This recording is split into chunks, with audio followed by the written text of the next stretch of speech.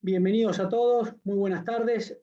Y bueno, y como les adelantaba un poco Jime, este es uno de los ejes temáticos duros que dictamos desde la escuela. Por ahí algunos me conocen ya de otras temáticas. Yo he dictado temas relacionados con presupuesto, con la parte de costos, con la parte de contabilidad como herramienta gerencial, todos temas de indicadores de gestión, todos temas más bien que tienen una pata en la gestión o en la toma de decisiones y otra pata, en las variables cuantitativas, ¿sí? Si les parece, yo les voy a contar un poco del programa, de qué se trata. Vamos a ir abriendo para preguntas. Si quieren hacer alguna pregunta por el chat, no hay ningún inconveniente. Yo voy a ir despejando dudas, pero más que nada contarles un poquito cuál es el espíritu del programa, decirles un breve resumen y bueno, invitarlos a que sean participantes del programa. La idea es que el programa esté organizado en dos grandes ejes temáticos. Uno tiene que ver con el análisis de la información económica financiera y la otra pata tiene que ver con la evaluación preparación y evaluación de proyectos de inversión. Tiene como dos patas. Y acá también voy a ir seteando algunas expectativas. ¿Qué cosas no vamos a abordar en el programa? En general no vamos a abordar toda la parte relacionada con activos financieros, más que nada mercado de capitales, porque eso ameritaría un curso en sí mismo y tal vez en este curso de finanzas para no especialistas, la idea es no profundizar sobre esos temas, dado la complejidad de los mismos, ¿no? Sí vamos a tocar o sí vamos a evaluar alguna herramienta para evaluar, ya sea un proyecto de inversión, pero es la misma herramienta que muchas veces se utiliza para evaluar una acción o un bono o algún tipo de activo financiero. Más que nada el curso va a estar enfocado en dos grandes patas, como les decía. Una pata que tiene que ver con el análisis económico financiero y otra pata que tiene que ver con la preparación y evaluación de proyectos de inversión. Como pilar o como punto en común va a haber un factor que tiene que ver con el modelo de negocios. Y ahí, más que la parte de finanzas, acá lo importante es de alguna manera contemplar cuál es la dinámica del negocio, ¿no? Entender muy bien el negocio en el que estamos metidos y evaluar un poco cuáles son las variables controlables, las variables que están alrededor del negocio, lo que yo denomino variables influenciables. Ahora vamos a hacer un poquito de hincapié sobre esos puntos. Y la otra variable que no podemos dejar escapar son todas las variables no controlables, que son aquellas variables que no vamos a modificar, pero que al momento de hacer un análisis o una toma de decisión financiera, muchas veces son inclusive hasta más importantes que el análisis por ahí comercial o de cara al cliente, como pueden ser en la Argentina de hoy en día, un contexto inflacionario. Hoy, por ejemplo, daba una charla a la mañana para Ternium Latinoamérica y había gente de, no sé, de Luxemburgo, de México, de Ecuador y de Argentina, ¿no? Y cuando me decían el índice de inflación de México anual, que va a estar rondando el 6%, uno decía, bueno, 6% en México, nosotros antes de tomar el primer mate sabemos cuánto cierra el dólar y seguramente convivimos con movimientos de inflación de alrededor del 3, el 4% mensual, ¿no? O sea, fíjense lo diferente que hay, o las diferencias que hay entre un país u otro, ¿no?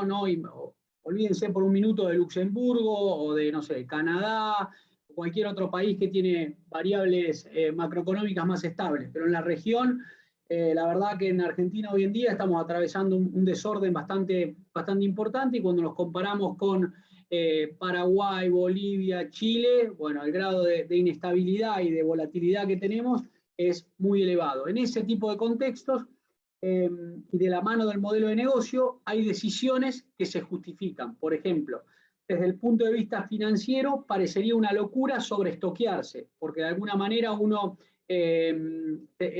tiene plata inmovilizada en el almacén, o sea, de alguna manera te estresa las variables financieras, ¿no? Pero en un contexto inflacionario y de cara a algún tipo de cierre o de reducción de las importaciones, parecería ser una ventaja comparativa el hecho de contar con un determinado insumo, ¿no? La semana pasada estaba en una bodega con Alfredo Roca y decía que unas variables complicadas hoy que tienen la bodega que no tienen botella, ¿no? Entonces, muchas veces algo que parece normal en otros países, bueno, en Argentina se puede transformar en el éxito o fracaso del modelo de negocio. Y puede contradecir todos los manuales de finanzas operativas, donde nos dicen, ¿qué nos dicen los manuales de alguna manera de finanzas operativas? Y estos son algunos de los temas que vamos a estar abordando en el programa. Los manuales de finanzas operativas nos hacen muchísimo hincapié en todo lo que es el manejo que se denomina capital de trabajo, ¿no? O working capital. Esto en el llano, y ahí también les voy a ir adelantando, el espíritu del programa no está orientado o no es necesario que uno tenga conocimientos financieros en profundidad. Hemos tenido, no sé, bueno, Jimé es psicóloga, pero hemos tenido, no sé, psicólogos, psicopedagogas, no sé, bioquímicos, de todo tipo de profesiones, sociólogos, abogados, son más que bienvenidos de la profesión que sea. La idea es tratar de hacerlo lo más ameno posible y aplicado a la realidad de cada uno de cada uno de ustedes, o por lo menos orientada por diferentes sectores, ¿no? Se van a estar tocando temas o modelos de negocio relacionados con servicios, modelos de negocio relacionados con bienes tangibles, productos de reventa, o sea, que compran y venden en el mismo estado, que venden y lo transforman. Una gran diferencia, no sé, modelos de negocio orientados a servicios, es en primer lugar que son non-stock, ¿no? O sea que yo no puedo estoquear horas de servicio, qué sé yo, en términos de capacitación. Si uno piensa en esta hora de 6:30, no sé, a 7:30, lo que dure la charla esta, si yo no la ocupo con esto, es una hora que no la puedo estoquear y no la puedo postergar para adelante. ¿Hay maneras de atenuar eso? Sí, hay maneras de atenuar eso. En servicios, por ejemplo, no sé, ofreciendo productos que se puedan grabar y que vos lo puedas descargar en cualquier momento y empezás a customizar o tratar de cambiar ese modelo de servicios que es non-stock por naturaleza, ¿no? Y ahora bien, más allá del modelo de negocio, ya sea orientado a servicios o productos tangibles, también hay otro factor clave que es el estadio de vida en el que se encuentra el negocio, ¿no? El estadio de vida en el que se encuentra el negocio, bueno, determina o condiciona a quién le podemos ir a golpear la puerta en términos de líneas de financiación. Si estamos, por ejemplo, en negocios que son emprendimientos, lo más probable que las líneas de financiación tradicionales, como puede ser un banco, estén cerradas para nosotros. Y las personas que nos financien ese tipo de proyectos sean inversores que probablemente, dado el riesgo, y acá esta es una de las palabras muy importantes en términos financieros, dado el riesgo que tiene el proyecto, nos van a exigir un retorno determinado. Y ese riesgo va a estar determinado no solo por el tipo de negocio que yo intento financiar, sino también por el país en el que estoy haciendo ese negocio. Es decir, el mismo negocio plantado en Uruguay o el mismo negocio plantado en Argentina tienen dos tipos de expectativas de retorno diferentes. ¿Por qué? Porque son dos realidades macroeconómicas distintas. Puede ser el mismo negocio, mismas condiciones climáticas, mismas condiciones de inversión inicial, pero el retorno esperado es totalmente diferente en uno que en otro. En principio, por las condiciones macroeconómicas y por el riesgo asociado que tiene Argentina, ¿no?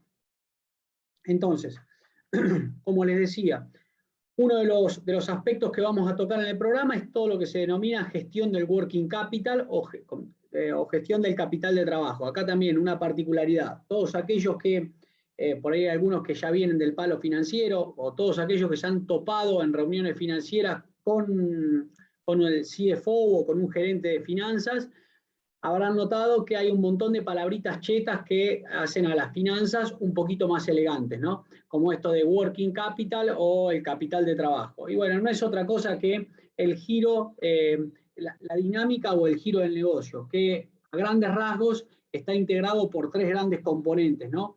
¿Cuánta plata tengo en la calle? Y esto tiene que ver con las cuentas a cobrar, o sea, el plazo, la relación entre las ventas y las condiciones comerciales que estoy brindando. El otro gran componente tiene que ver para aquellas empresas que trabajan con productos tangibles, bueno, cómo gestiono toda la parte de bienes de cambio, productos en proceso y materias primas o productos terminados en aquellos casos donde se trabaje con productos terminados. Esto tiene que ver con toda la parte de gestión de los inventarios, ¿no? Tanto las cuentas a cobrar como los inventarios, cuanto más grandes, en teoría, cuanto más grandes, mayor es el estrés financiero. ¿Por qué? Porque la plata no la tengo en el bolsillo, sino que ese dinero lo tengo en la calle en el primer caso y en el segundo caso en los almacenes, con una pequeña particularidad. El dinero que yo tengo en la calle, en términos de cuentas a cobrar, tiene otro factor, que es además del riesgo de incobrabilidad y la demora para hacerme de ese efectivo, tiene otra particularidad, que es que tiene una exposición plena, en algunos casos parciales, pero tiene una exposición plena con respecto a la inflación, con lo cual el poder adquisitivo de ese dinero que yo tengo en la calle se va dañando minuto a minuto en el caso de Argentina, ¿sí? Pero por otro lado, ¿qué te dicen los libros de finanzas? Che, el plazo medio de cobro tendría que ser de contado lo más corto posible. La realidad, una cosa es la teoría, otra cosa es la realidad.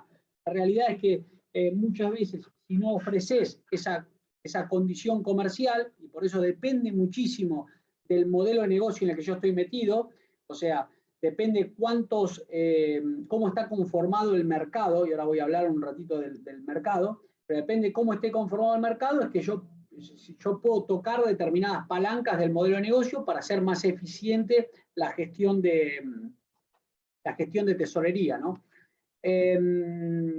Entonces, en teoría, estas cuentas a cobrar, cuanto más corto, mejor. Vamos a ver que muchas veces no se puede hacer, muchas veces la estrategia de la organización o de la empresa es entrar muy fuerte con una condición comercial muy agresiva para ganar un determinado volumen de mercado, una penetración, un determinado cliente. Entonces ahí empiezan a jugar muchos factores que, de vuelta, no tienen que ver con el manual de finanzas, sino que tienen que ver con la estrategia del negocio. Y de alguna manera la estrategia del negocio determina la toma de decisiones, ¿no? La estrategia de negocio determina la toma de decisiones. ¿Qué nos dicen los libros con respecto a los proveedores? Con respecto a los almacenes, perdón, también lo mismo, ¿no? Just in time, cero stock, no quebrar, tener un volumen de stock optimizado, y bueno, eso no necesariamente se cumple, y si a esto le ponemos la señorita inflación en el medio, lo que sucede es que lejos de estar optimizando el stock, uno está jugando a sobreestoquearse, porque en un contexto de escasez, lo que sucede es que la ventaja competitiva, la ventaja, sí, diría competitiva más que competitiva, es una ventaja comparativa, termina sucediendo por la disponibilidad del producto. Y el gran ganador es el que tiene el producto y no tanto el que cuida los stocks y los está almacenando. Y el otro gran componente del capital de trabajo tiene que ver con cuánto pedaleamos a los proveedores, ¿no? Y esto tiene que ver con el plazo medio de pago, toda la parte de gestión de los proveedores, ¿no? En teoría, la gestión de los proveedores, esto es cuanto más dilatamos el pago con los proveedores, de alguna manera desde el punto de vista financiero, desde el punto de vista del flujo de fondos, esto es mejor. Pero ¿qué sucede? Muchas veces o no puedo, por el estadio de vida o el poder de negociación que tengo yo con los proveedores, o si el plazo medio de pago mío es el plazo medio de cobro que tiene el proveedor, lo que sucede es que si yo le traslado ese estrés financiero a mi proveedor, o me deteriora la calidad del producto o me agrega un costo financiero que termina siendo contraproducente en algunos casos, ¿sí? Esos son los tres componentes básicos del capital de trabajo, pero hay otra serie de componentes que conforman el capital de trabajo, como por ejemplo la caja, ¿no? Toda una caja, un manejo eficiente de la tesorería puede hacer que optimices el nivel de capital de trabajo necesario, ¿sí? Poder proyectar bien los compromisos, proyectar bien los ingresos, muchas veces lo que hace es disminuir u optimizar el nivel de caja que tiene una organización. Y del lado de las fuentes de financiación, bueno, no solo existen las fuentes de financiación de los proveedores como fuente de capital de trabajo, también están como otras líneas de financiación, otros recursos, lo que se llaman recursos espontáneos, ¿no? Como pueden ser, no sé, financiarte con el fisco.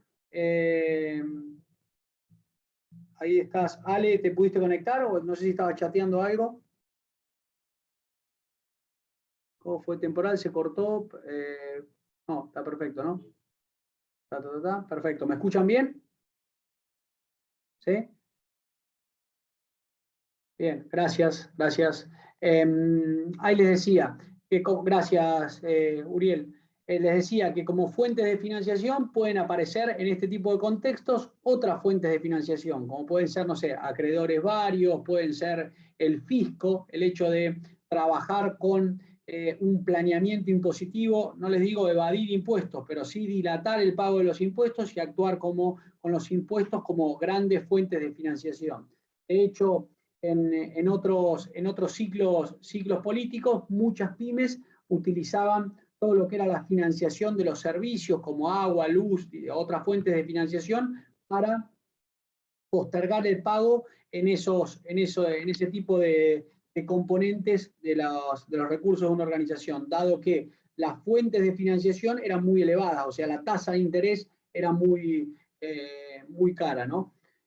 Y el otro factor, hoy justo comentaban en el curso de Ternium, bueno, que como otro factor es el hecho de demorar el pago de los sueldos, ¿no? Si una organización, en vez de pagar los sueldos el día 30 de cada mes, lo hace el día 10 de cada mes, lo que hace es ganar esos 10 días a favor de la organización para financiarse con una tasa muy, muy reducida, ¿no? Entonces, de alguna manera ahí tenemos un poco la parte del manejo del capital de trabajo. Además del capital de trabajo, que tiene un carácter dinámico dentro de la organización, vamos a estar analizando, bueno, no solo las decisiones de carácter dinámico, sino también las decisiones de carácter permanente, ¿no? Como puede ser las inversiones en todo lo que se denomina activos fijos o activos no corrientes, ¿no? Que esto tiene que ver con decisiones no tanto del giro operativo del negocio, sino que tiene que ver con decisiones que están orientadas al planteamiento del negocio, no tanto con el giro operativo, sino con el planteamiento. Y como son decisiones relacionadas con el planteamiento del negocio, tienen un carácter de permanencia en el tiempo, o sea que salirte de esa decisión te cuesta mucho más que las decisiones de giro operativo. Cuando uno decide emplazar una planta en un determinado lugar o decide invertir en una flota de rodados, y bueno, conseguirle novio o salirte de esa decisión es un costo tal vez más elevado o más complicado que estar gestionando otro tipo de actividades. En algún momento, no ahora, pero en algún momento de la charla también los voy a convencer que esto del capital de trabajo, si bien te lo venden como algo de giro operativo, van a ver que una vez que empieza a girar el negocio, como se conoce en el llano, se empieza a armar la bicicleta del negocio, esta plata no la ves más hasta que no bajás la cortina del boliche.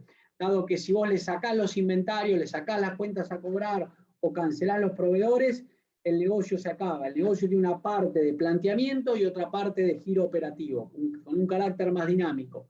Pero esto no es que desaparece de un día para otro, lo seguís teniendo porque está relacionado con la operación normal del negocio. Ese es un poco el espíritu, ¿no? Hasta acá venimos. ¿Alguna duda, pregunta? Si tienen alguna pregunta acá por el chat, yo lo tengo abierto, voy leyendo, eso no hay ningún problema. Entonces, hay una primera pata que tiene que ver con esto que hacíamos referencia entre el carácter de giro operativo del negocio y el carácter de permanencia.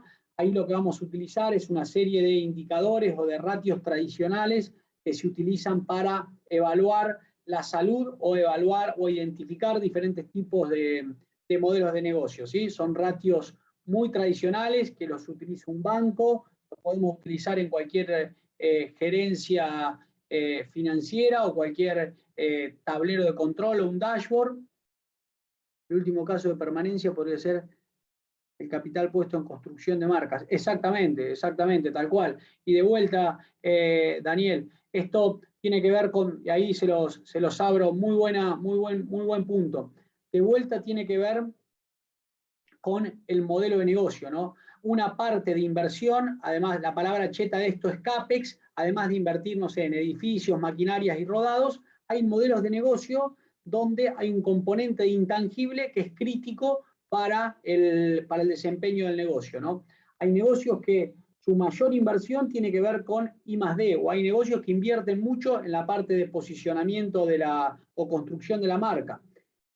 Esa inversión, y acá es un punto importante, esa inversión, excepto que se patente, que quede armado como una licencia en el caso, no sé, de cualquier empresa de farma o alguna empresa de software o de videojuegos o de gaming, ese tipo de cosas, lo que sucede es que ese valor, cuando uno va a analizar los ratios o va a mirar un balance, no está plasmado. Por ejemplo, la marca Arcor probablemente sea uno de los activos intangibles más importantes que tiene la compañía. Pero cuando uno mira el balance de Arcor, no dice nada acerca de la marca. No hay un componente que dice marca Arcor vale tanto, porque es un activo intangible autodesarrollado.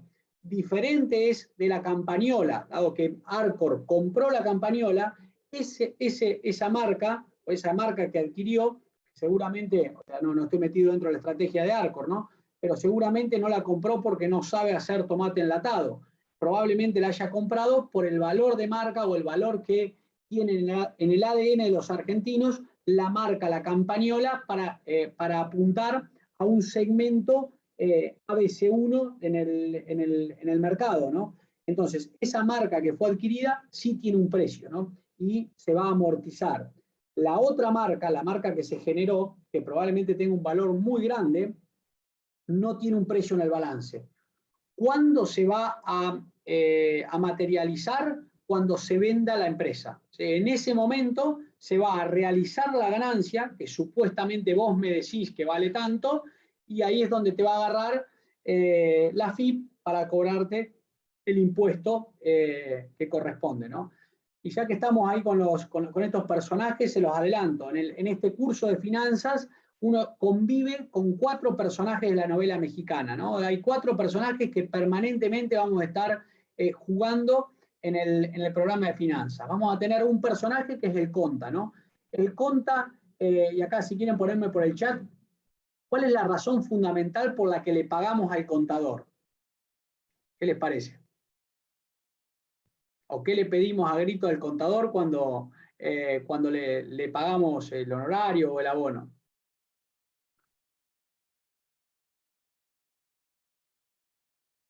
Exactamente. Más que sepa liquidar impuestos, que dentro del marco legal nos haga agarpar, exactamente, nos haga agarpar la menor cantidad de impuestos posible, ¿no? Entonces, fíjense que una cosa es lo que nos dice el Conta, ¿no? El Conta va a estar de alguna manera trabajando sobre cómo armar la ingeniería fiscal o el tax planning para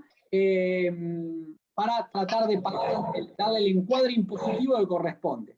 Como segundo personaje de la novela, como Silvia dice, como, encima en Argentina, ¿no? Que tenemos una voracidad fiscal que es muy elevada. Como segundo personaje de esta novela mexicana, tenemos el financiero, que mientras que el contador nos dice tus resultados económicos fueron brillantes o tuviste un quebranto impositivo y demás, o compraste este bien de uso, se ajusta la corbata y te dice lo tenés que amortizar en línea recta durante 5 años, el financiero te dice show me the money, o sea, lo que quiere ver el tipo es el flujo de fondo, cash flow o la cuenta del almacenero, no le interesa ni el devengado, ni el PNL, ni el estado de resultado. Lo que le interesa es lo que entró y lo que salió. Y muchas veces el dueño de la empresa, cuando mira el estado de resultado, la pregunta que hace en general, yo trabajo muchísimo armando informes y presentando informes a dueños de empresas. Y cuando vos le mostrás el informe de ventas, de margen bruto, de beneficio neto, mira todo eso y dice, ¿y dónde está la plata? Esa es la pregunta que hace el tipo. ¿Y dónde está la plata? Bueno, el dónde está la plata muchas veces no te lo explica el balance y el estado de resultado, te lo explica el flujo de fondos, o el cuadro de origen y aplicación de fondos, o los orígenes, usos y aplicaciones de fondos.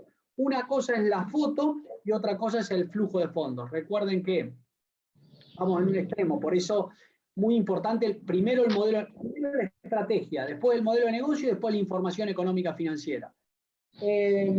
Por ejemplo, no sé, un supermercado chino donde vende y cobra el contado, probablemente no hay desencuentro amoroso entre lo que te dice el contador y lo que te dice el financiero, porque el contador te dice vendiste 10 y en la caja tenés 10. Entonces no hay desencuentro amoroso entre una cosa y otra. Pero cuando vos tenés ciertas demoras o cierto delay en lo que sería el ciclo de maduración del negocio, empiezan a aparecer distorsiones porque vos estás vendiendo, no estás cobrando, o desde el punto de vista financiero estás cobrando muerto que tenés en los periodos anteriores, con lo cual se produce un descalce entre lo que te dice el contador y lo que te dice el financiero, ¿no? Para estar en regla y que no conocer exactamente, muy bien. Y acá lo que dice que hay que pagar al contador y a Gerardo. Acá, más que la parte impositiva, tenés que ser, es una disciplina en sí mismo, ¿no? Tenés que ser muchas veces, estar al pie del cañón, porque la legislación argentina cambia todos los días. Es impresionante la velocidad de cambio que tiene y lamentablemente muchas veces el laburo de la parte contable no es demasiado valorada por el cliente porque lo ve más como un gasto que como un valor agregado para la organización. ¿Sí? Entonces les decía, dos personajes de la novela mexicana. Uno es el contador, otro es el financiero sentado en el flujo de fondos, posicionado sobre la cuenta de ingresos y egresos, el contador mucho más orientado a lo económico. Ahí sí no te voy a mutear, perdona. Ah, no. Vale, tenés el micrófono abierto. Gracias, Gino. Les decía, el financiero mucho más orientado al flujo de fondos, el contador mucho más orientado al encuadre fiscal, a lo económico, pero el cuento no termina acá. Hay un tercer personaje de la novela mexicana que tiene que ver con el Estado o el fisco. Mientras que el contador trata de pagar menos impuestos, el fisco trata de recaudar impuestos. Entonces, cuando uno se quiere pasar de listo, cambiando el encuadre de una determinada cosa o inflando el valor del activo, el fisco tiene su propia normativa fiscal y le dice, señor, esto no incluye, no está incluido dentro de nuestra normativa fiscal o el tratamiento es diferente, con lo cual se acabó la música para determinadas cosas, ¿no?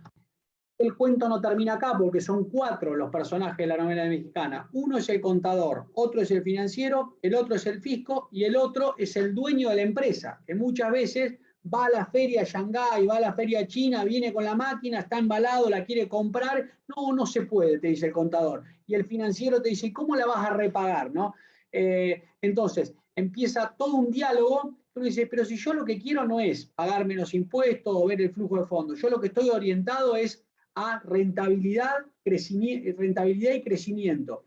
Entonces, se produce un diálogo donde cada uno tiene su propia nomenclatura, cada uno tiene su propio objetivo y en algunos casos cada personaje tiene su propio encuadre. El más laxo, les diría, es el encuadre financiero, que es mucho más intuitivo, pero el contable y el fiscal tienen unos vericuetos que muchas veces se distancian de la realidad del negocio, con lo cual la información preparada para, como digo yo, vestir a la novia para obtener una línea, una carpeta de crédito y demás, muchas veces no tiene nada que ver con la dinámica o el movimiento que vamos captando en el negocio, sí, tal cual, diálogo diálogo de sordos, pero ¿qué pasa? Muchas veces, como participantes de esta decisión, de estas reuniones, perdón, uno tiene que ir o tratar de agarrar el lenguaje de cada uno de estos personajes para poder vender la idea o tratar de justificar o defender las ideas en este tipo de reuniones, ¿sí? Desde el punto de vista del análisis económico, vamos a hacer hincapié en eso, vamos a hacer hincapié en, no sé, en ratios que tienen que ver con qué información le podemos robar al balance, y ahí en principio les voy a presentar, o sea, de qué hablamos cuando hablamos de un balance, cómo está estructurado, cuáles son las grandes partes, cómo está organizado, no sé, el activo, cómo está organizado el pasivo, el patrimonio neto, de qué hablamos cuando hablamos del estado de resultado, diferentes tipos de estado de resultado, no sé, estado de resultado para empresas de productos tangibles, de servicios, los más complejos, los más raros son para empresas de seguro, donde tienen un resultado técnico y un resultado financiero. Todo esto, lo más importante no es conocer la matemática financiera, lo más importante es conocer el modelo de negocio. Cada modelo de negocio tiene una silueta particular, una dinámica particular que debería traducirse en la estructura patrimonial, en el estado de resultado y, por supuesto, en el flujo de fondos, que son como los tres grandes componentes que vamos a estar abordando en este tipo de programa, ¿no? Es muy raro, no sé, pensar en no sé, una empresa, les pongo un ejemplo, no sé, exagerado, ¿no? Pero una empresa que dice, mira su balance y tiene, no sé, una oficina en Puerto Madero, un auto para cada uno de los dueños, y cuando le preguntás a qué se dedica, te dicen limpieza de alfombras a domicilio. Y vos decís, che, este modelo de negocio es un negocio de pata y timbre, o sea, un negocio donde tienen que salir con la camionetita y salir, y la oficina es la oficina de los clientes, y por ahí es innecesario trabajar con estructuras patrimoniales tan pesadas como puede ser, no sé, una oficina, un auto para cada uno de los clientes. Siempre debería existir una coherencia entre el modelo de negocio y la estructura patrimonial. Nosotros le vamos a dar mucha bola a esto de poder ser buenos lectores de la información económica financiera. Y para poder, ¿qué significa ser buenos lectores? Es poder ver un informe económico, un informe financiero y lograr lograr decir, este número me hace ruido. Eso es lo que nosotros buscamos cuando hablamos de buenos lectores de la información económica financiera. Esa es la idea, o por lo menos la propuesta del programa. No va a ser que ustedes salgan, no sé, pudiendo armar un balance, pero sí poder leer un balance, analizar un estado de resultado, ver una tendencia, ver crecimiento, ser lectores de la información económica financiera, apoyado en los números duros, pero también apoyados en información o indicadores del balance, indicadores de maduración o de ciclo operativo, como puede ser, no sé, plazo medio de cobro, plazo medio de stock, y con esto de los plazos medios también vamos a desmitificar un poco y llevarlo al llano. Un ejemplo, ¿no? Yo cuando, no sé, saco este aging de clientes o veo el plazo, calculo el plazo medio de cobranza, eso anda bárbaro para el reporte. En la práctica yo voy al hueso. ¿Qué significa ir al hueso? Día 5 a la mañana tenemos la reunión con los vendedores, que son todos rockstar. Bueno, el día anterior o a primera hora tiro el listado de cuentas corrientes y ahí minga el plazo medio de cobro y demás. Lo que hacemos es armar un ABC de clientes, punteamos, hacemos un careo con cada uno de los comerciales y ahí te enfrentás a cualquier tipo de reflexión, desde está llegando el cheque a está por cobrar, y vos con el plazo medio es un primer indicador, pero muchas veces los promedios esconden grandes cosas. Como dice un amigo, existen mentiras, grandes mentiras, y existe la estadística. Con lo cual, los plazos promedios andan bien para el PowerPoint en algunas cosas, pero en la práctica, determinados aspectos que son tan críticos como las cuentas a cobrar, se trabaja, o por lo menos yo las trabajo de manera muy, muy puntual, y créanme que podemos estar hablando hasta las 10 de la noche en cuanto a anécdotas o excusas que tienen al momento de gestionar las cobranzas. ¿Sí? desde escuchar, por ejemplo, en vez de incobrable, ponerle clientes difíciles, porque dicen que no es incobrable, que es un cliente difícil. Y eso, de alguna manera, cuando uno arma la posición financiera, sabemos que esa plata no vamos a contar para nada. Además de forma de balance, ciclo operativo, vamos a estar trabajando con la forma de calcular o de medir la rentabilidad de un negocio. Que cuando empecemos a hablar de rentabilidad, vamos a detectar que existen varias medidas de rentabilidad. Se habla con cierta liviandad de la rentabilidad de un negocio, pero si preguntamos cómo la calculamos, existen opiniones encontradas o diferentes formas o diferentes rentabilidades para evaluar un negocio, desde la rentabilidad, no sé, para el accionista hasta la rentabilidad de la unidad de negocio en sí, la rentabilidad sobre ventas, diferentes formas de medir la rentabilidad.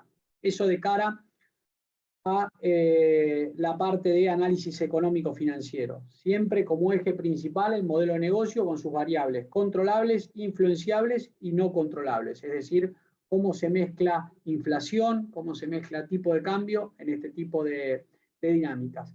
Y la otra pata que va a tener el programa es la relacionada con la preparación y evaluación de proyectos de inversión, que si bien tiene una relación, ahí nos vamos a meter en principio vamos a abordar un concepto central de la finanza que tiene que ver con el BDT o el valor del dinero en el tiempo, y esto implica que un peso hoy no vale más que, no vale, para medir la rentabilidad, todo va como costo, el costo de capital propio invertido en la empresa, depende, si la rentabilidad que estamos haciendo es para el accionista, ¿sí? Si la rentabilidad que estamos haciendo es para el accionista, sí se hace contra el capital que invertimos. Recuerden que un negocio puede estar financiado con mosca propia o puede estar financiado con mosca de terceros.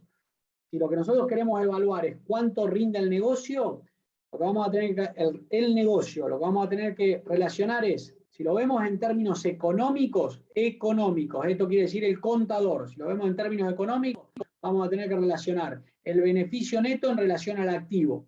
Si lo vemos desde el punto de vista financiero, y todavía no hablé del accionista o del socio que pone el capital, financiero, vamos a hacer otro tipo de medición que tiene que ver, que va a ir mucho más al hueso.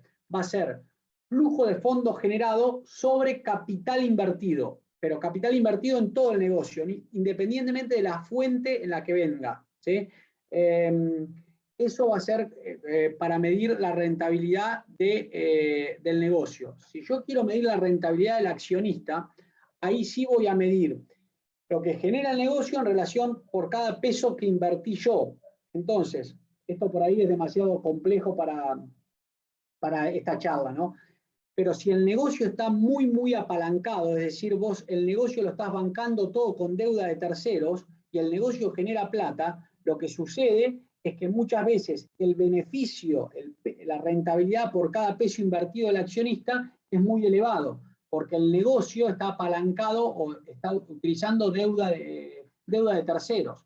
Ahora, cuando yo tomo deuda de terceros, la evaluación que tengo que hacer es si mi negocio tiene la capacidad para devolverla. Es decir, si yo estoy tomando deuda al 30 y mi negocio rinde un 40, lo que sucede es que mi negocio le alcanza para devolverle los 30, el 30% al banco y me estoy llevando 10 por trabajar con plata de otros. ¿Cuál es el gran problema de esto? El costo de la deuda es un costo cierto, porque yo sé que va a golpear en determinado mes, en algunos casos puede variar un poco, pero con una determinada magnitud, mientras que la rentabilidad del negocio se tiene que dar. O sea, y para proyectar o forecastear en la Argentina, tenés que ser Nostradamus, no es que tenés que hacer un curso de finanzas, es muy difícil pegarle las proyecciones en Argentina. Yo estoy todo el tiempo con dólar, con tipo de cambio, con mercado futuro, y créanme que yo les podría decir, no, yo sé cuánto va a estar el dólar a futuro y demás. Me llevó puesto muchas veces las devaluaciones de shock, si no tenés información privilegiada, te llevan puesto, ¿sí? ¿Qué sé yo? Ahora si ustedes me dicen el view macro mío es que está el dólar muy atrasado y que en algún momento van a tener que tocar una devaluación. Si me dicen, che, jugátela, Gerardo, lo más probable que, o sea, mi postura es que en enero o febrero el tipo de cambio oficial lo tienen que tocar, porque si no van a quedar ultra atrasados. Es un contexto muy parecido al último tramo de Cristina. No sé si parece la prehistoria, pero es un contexto parecido a ese, ¿no? Con un dólar oficial muy planchado, con una devaluación muy tranquila y un nivel de crecimiento de precios que mete miedo, que es una locura el nivel de precios que tenemos. Esto lo que provoca, y para llevarlo al llano, es que el argentino prefiere irse de vacaciones a Brasil y no comprar la carpa en Mar del Plata, porque el nivel de precios que tenés es un nivel, una locura, ¿no? En términos técnicos, lo que sucede es que el tipo de cambio real es muy bajo, generando que Argentina pierda competitividad. ¿Quieren más en criollo? El extranjero, el bife de chorizo para el extranjero le cuesta cada vez más caro. Entonces, lo que sucede es que Argentina se va volviendo cara, ¿no? Aunque parezca que nos conviene el dólar, qué sé yo, lo importante no es el dólar, no importa si el dólar está a 90, 100 o... En nuestro caso tiene una complejidad extra que es la brecha, pero en principio el análisis que uno debería hacer es el dólar en relación a los precios relativos de la economía. No importa si el dólar está a 100, 150, lo importante es cómo están creciendo los precios. Eso también, y lo que hoy tenemos, o por lo menos lo que te muestran los números, es un ritmo de evaluación mucho más lento que el crecimiento de inflación. Esto lo que, donde te va metiendo es en una encrucijada de devaluación, de salida vía devaluación. Como siempre digo, y en este análisis, en el programa lo vamos a tocar, cada medida económica tiene una pata política y una pata social. No es lo mismo lo que te dice el manual de macroeconomía con respecto a la pérdida de votos que vas a tener y el bolonqui que podés tener en la calle. Si quieren ponerle más complejidad a la cosa, que ahora se debería atenuar un poco, hasta el año pasado, estas tres patas, o sea, política, económica y social, había que meterle dos patas más, que era muertos o nivel de salud o de contagiados, y la parte de libertades individuales, o sea, cuánto aguanta la gente encerrada. Entonces, al análisis político, económico y social, le deberías incorporar en este contexto la parte de las libertades individuales, o sea, hasta cuándo podés mantener la gente encerrada con una economía que empieza a quebrarse por todos lados, y la parte de la estructura de salud. Cuando vos querés liberar un poquito la calle o las libertades individuales para que la economía empiece a repuntar, lo que tenés te pega el coletazo en la estructura de salud. Y cuando querés cuidar la estructura de salud, tenés una economía que te empieza a pedir por favor, que hablan los restaurantes, turismo y demás, y después tenés la gente que le revienta el valero porque está encerrada en la casa, y eso tiene un impacto negativo. Con lo cual el análisis no es tan sencillo como el manual de macro, sino que hay que meter un poco la parte de votos, contexto social y, a mi criterio, libertades individuales y salud, ¿no? Volviendo al eje, y con esto ya ahora abro un toque para preguntas, volviendo al eje de lo que sería proyectos de inversión, vamos a estar trabajando en las distintas etapas del proyecto de inversión, cómo pasar de un estado de resultado a un flujo de fondos y cuáles son las herramientas clásicas para evaluación de proyectos de inversión. Entre ellas, repago o payback, valor actual neto o NPV, como lo quieran llamar, y la bendita tasa interna de retorno o IRR, aquellos que lo manejan en inglés, ¿no? Ese es un poco el contenido del programa. Es un programa introductorio, pero muy, muy dinámico y muy atado a los ejemplos de la vida real. Por suerte, Argentina tenemos mucha tela para cortar, para hablar en términos financieros, y probablemente al 14 de octubre, si sucede alguna cosa, vamos a tener para charlar también y para cuestionar lo que te dicen, lo que sucede en un país con variables normales versus un país que en muchas situaciones no lo explica la teoría, ¿no? 14 del 11, perdón. Así que bueno, si les parece, esto es un poco la hoja de ruta del programa.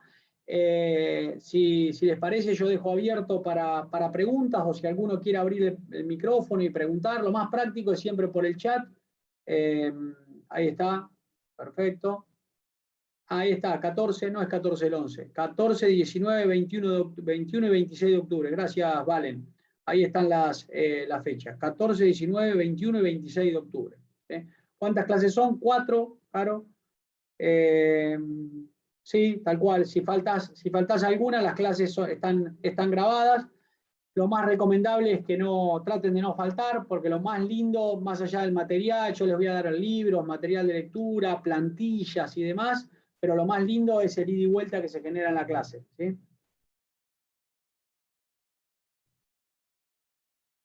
Sí, o sea, Gino, eso, no, hoy el riesgo que yo veo es justamente este, ¿no? El riesgo de evaluación y cualquier instrumento como el A30 que te permite irte a un dólar MEP, se recomienda en tanto y en cuanto no te agarre cuando haces esa jugada, no te agarre posicionado en peso, ¿no? Pero a mi criterio, cuanto más cerca estemos no sé, de noviembre y más enero y febrero, yo me quedaría o tomaría una posición más conservadora, ¿no? Conservadora son lechugas, ¿no? Esa es un poco la visión, ¿no?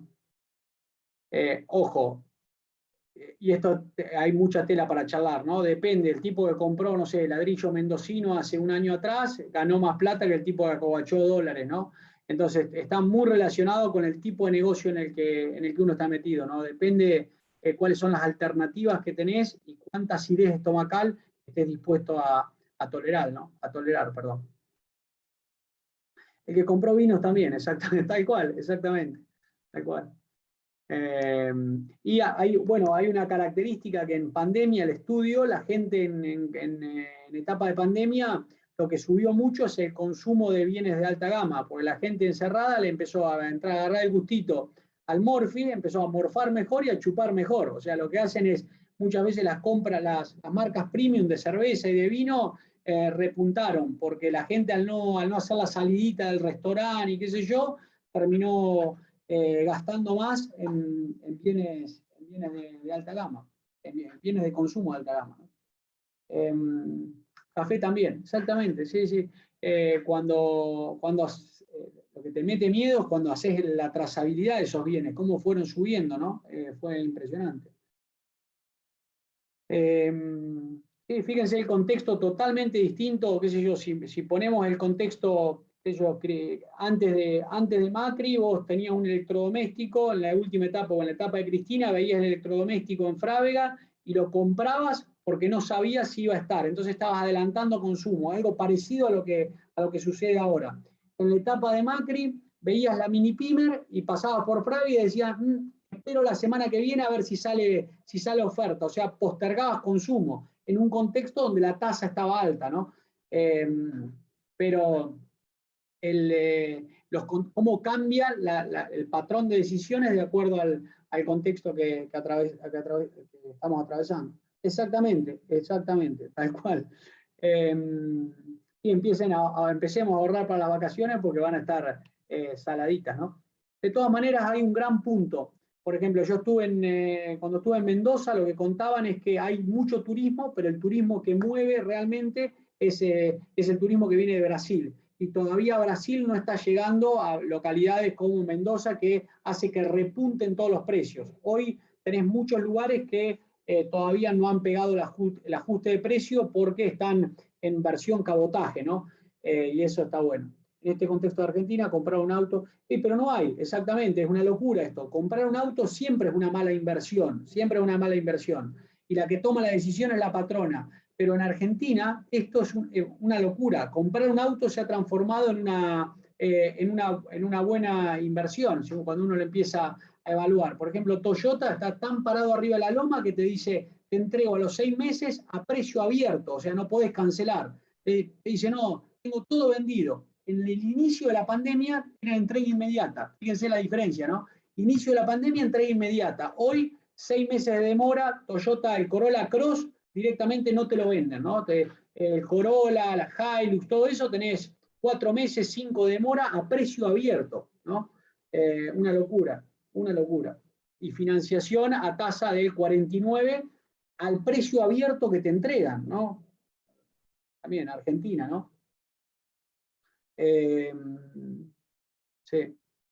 ¿Alguna más? ¿Alguna más? No sé, yo acá vi esta. ¿Dudas, preguntas? Gerardo, aprovecho para reforzar lo que decías recién, que todas las clases del curso quedan grabadas en nuestro campus virtual y las tienen disponibles por un mes, pero como vos bien decías, la idea siempre es hacerlo en vivo porque es mucho más rico el intercambio con vos y con el resto de los participantes, pero si alguno una clase no puede ir o se tiene que retirar antes, las va a tener disponibles en nuestro campus virtual.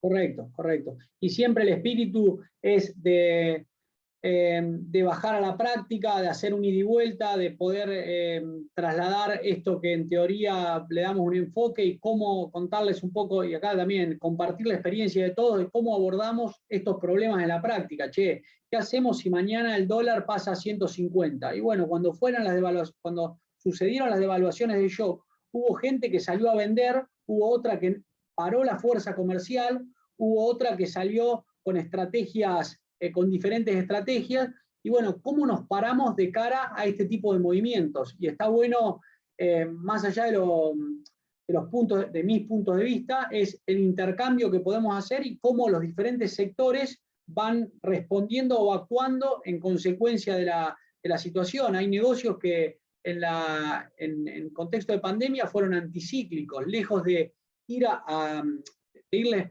peor, les fue pero excelente, triplicaron ventas, cuadriplicaron ventas. Entonces hay diferentes experiencias en temas de este contexto de pandemia. ¿Qué puede pasar después? O sea, venís creciendo a tasas del 300% en e-commerce, ¿qué va a pasar después? ¿A dónde lo ves? ¿No? Vamos a llevar... Sí, sí, perfecto. Dólar 150. Preguntaban si había material teórico, después cualquier cosa, sumar algo vos, Gerardo, si me olvido, pero bueno, todo lo que Gerardo comparta en clase lo van a tener también subidos en el campus virtual. Sí. Y además de la presentación y bueno, la clase, vamos a estar, yo les voy a estar pasando plantillas de trabajo y material de lectura. La experiencia es que hay una demanda excesiva, en la práctica después hay poco nivel de lectura, poco horas traste para dedicarse a la lectura, pero va a haber desde material que son libros hasta paper o documentos más chiquitos que están muy buenos porque tocan un tema en particular, qué sé yo, cómo armar un flujo de fondos. Y son, no sé, 10 hojitas, está bárbaro para abordarlo. Sí, o sea, eso lo vamos a enviar por mail después del programa, Analía. No sé si la pregunta era esa, ¿no? Si vamos a enviar ahora documentación o libros. No, eso, claro, toda esa documentación estamos hablando del curso y va a estar toda subida en diferentes formatos, de acuerdo al formato que sea cada archivo, en el campus. En el campus ustedes pueden tener videos, pueden tener PPT, PDF, todo va a estar subido al campus con su usuario. Hay varias preguntas, me parece. Ahí, esta de Héctor, esto es, o sea, a nivel mundial, endeudarse a largo, invertir en renta variable. Esto hoy en el mundo, Héctor, hay una particularidad, o sea, acá vamos a aislar un poquito el contexto Argentina. En el mundo lo que tenés es una tasa, y esto es el tío Sam, ¿no? Estados Unidos con una tasa bastante baja, y los índices bursátiles en récord, o sea, en récord, en números que llaman bastante la atención, no sé, S&P, Nasdaq, el Dow, el DAX, tenemos un montón de indicadores que están en máximos, ¿no? Y eso sucede, fíjense lo que sucede, cuando la tasa de interés baja, lo que sucede es que ¿qué pasa? Vamos a simplificarlo y para cerrar un poco la idea. La tasa de interés es como el precio del dinero. Si la tasa de interés es muy baja, es como que hay más acceso a las fuentes de financiación y eso nos da un sesgo a la inversión en economía real. Cuando economía real es una fábrica, una empresa y demás. Eso lo que genera es mayor disponibilidad de liquidez y esa mayor disponibilidad de liquidez lo que hace es incentivar o apuntar un poco a la inversión generando aumento de cotizaciones. Los indicadores bursátiles te muestran un poco ese termómetro, pero la mayoría de las empresas no cotizan en bolsa, eso es solamente una referencia, pero esa es un poco la relación. En Argentina es el mundo del revés, ¿no? O sea, cuando vos muchas veces tenés una tasa del 40 y la gente pide más plata. ¿Y por qué pedís más plata? Y porque estás viendo que la inflación va a ser del 70. Entonces, básicamente hoy te estás apalancando a tasa negativa, estás tomando plata del 40 o un plazo fijo, está más arriba del 30, pero estás tomando plata del 40 o el 40 y pico, una inflación del 50, terminás financiándote a tasa negativa. Siempre que el viento de cola te acompañe, ¿no? Siempre que el viento de cola te acompañe. Y aquellos que, seguramente debe haber acá, que tienen más de una cana encima, sabrán que dependiendo de la orientación política o el ciclo político, hay ciclos o etapas en la Argentina donde sos más propenso a tomar deuda, ¿no? Mientras que hay ciclos o etapas en la Argentina donde el hecho de tomar deuda es un arma de doble filo, ¿no? Entonces, no hay que tenerle miedo, no hay que tenerle, por eso, tal cual, no hay que tenerle miedo a tomar deuda en pesos con buen timing, esa es la realidad. Es muy difícil, el mensaje es muy difícil salir de pobre sin apalancarte o sin tomar deuda, ¿no? Ese es un poco el mensaje. Con esto no quiere decir que vayan a tomar deuda mañana, ¿no? Pero el tomar deuda es saludable. Preguntaban por ahí en el chat si esta charla la vamos a enviar, sí, mañana la van a estar recibiendo por mail, toda la charla grabada. Ahí me preguntaba sobre las inversiones inmobiliarias. Bueno, yo tengo bastantes inversiones inmobiliarias. Mi opinión es que hoy los activos argentinos valen nada. O sea, los activos fijos argentinos es un perno, ¿no? Si hoy querés salir a liquidar una propiedad, yo creo que hay poca gente que te ponga, no sé, $200.000, $170.000, te piden cualquier cosa. Hay muy poca gente que ponga las lechugas una arriba de la otra para comprar las propiedades. Hoy la inversión inmobiliaria no la veo como una alternativa, sí le daría un poquito más de tiempo, que van a aparecer muchas ofertas. Es un mercado muy deprimido, esta es mi opinión, por ahí hay gente que trabaja en el mercado inmobiliario, pero lo veo muy deprimido. De hecho, yo, o sea, tengo en renta normal y en renta para extranjeros y estoy tableando, pero ganando monedas, ¿no? Y si quisiera salir de la propiedad ahora, que me la han venido a comprar, te ofrecen chauchi moneda porque saben que estás con la lengua afuera, ¿no? En este momento yo no desarmaría una posición inmobiliaria y esperaría un poco. Me parece que está demasiado sobredimensionado, ¿no? Qué sé yo, si lo comparamos con otros lugares, no sé, Portugal está más barato que Argentina. Eso tiene una distorsión grande, ¿no? Gente a full para que salgan a vender, perfecto. Hablando de inversión inmobiliaria, justifica vender a 70 lo que vale 100 con miras a que todo puede evaluarse más.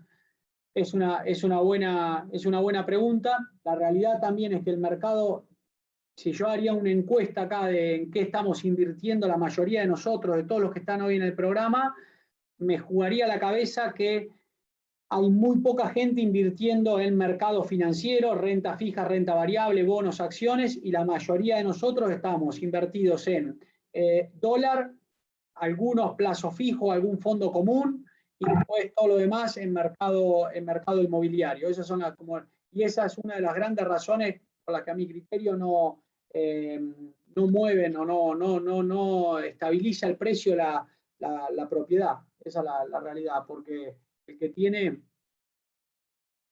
que digan en qué invierten, vamos. Exactamente, es muy caro el costo de entrada y el de salida, exactamente, tal cual, ahí no había leído la parte de salida, tal cual. Y no, acá estamos descartando, y acá también los que tienen alguna cana, estamos descartando el tema de las restricciones o las restricciones legales, ¿no? Estamos descartando eso, estamos descartando que te dicen, che, te voy a poner una restricción o te voy a topear algo, ¿no? Con la ley de alquileres, qué sé yo, ahí hay todo un tema, pero estás descartando eso, ¿no? Y ya con esto voy a cerrar, pero diversificar, el concepto de diversificar, ojo con el concepto de diversificar. Si yo digo, tengo una parte en lechugas, una parte en mercado inmobiliario, una parte en acciones, otra parte en fondo fijo o en fondo FIMA y qué sé yo, dice, ay, soy un inversor diversificado. Minga, ojo que te estás morfando el riesgo argentino. Diversificado sería si tenés algún departamentito en Miami, algo en Uruguay, un poco en Argentina. Eso es diversificación, porque ahí tenés, cuando haces todo eso, repartís los huevos en diferentes canastas, en el primer ejemplo que yo les daba, te morfás todo el riesgo Argentina. Entonces, ahí estás con un riesgo que se llama riesgo sistémico, que hay que ver cómo le pega a la cartera, ¿no? Cómo te pega a tu cartera. ¿Ah? Bueno, Gerardo, no, a mí me deprimiste, no sé al resto, pero ahora no sé, voy a descorchar ese vino gourmet que vos decís, y es lo único que puedo hacer. Bueno, muchas gracias a todos. Ahora Valentino les va a poner una vez más todos los datos del curso para aquellos que quieran participar. Gracias por el tiempo, estuvieron todos hasta el final, así que se ve que convoca, es un tema que convoca. Y bueno, y tu charla también tan amena y tan clara, también convoca, Gerardo. Así que bueno, muchas gracias a todos y a vos y a Valentino que está siempre conmigo. Bueno, gracias a todos, muy buenas todas las preguntas y bueno, espero verlos en el curso. Muchas gracias y bueno, a cuidarse. Gracias. Chao, gracias. Chau, Jimé.